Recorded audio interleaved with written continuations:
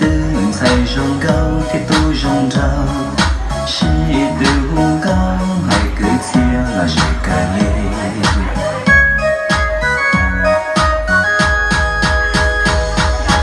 mong yêu ba chia bé theo trên chúa đau và lo dễ cha nó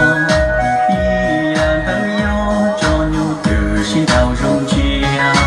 đã chán tia chỉ sau cứ sau thì một đêm mong nghe mong nó khó thư lon cho cán trồng chỉ tu tê mơ cho trời tu bông cá mơ tu lo lon cho phía tê giao tàu cờ thiên mong dù chỉ là bé hay nên mong thia vừa chỉ lo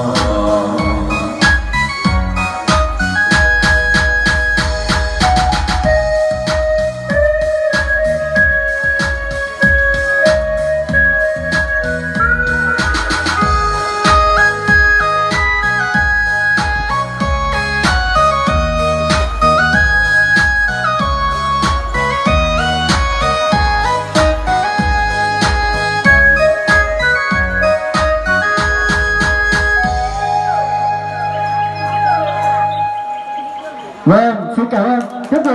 của các bạn nhóm nhảy rất nhiều ạ. Vâng, và kính mời các bạn ở lại sân khấu đó ạ. Mời các bạn ở lại sân khấu một lúc ạ.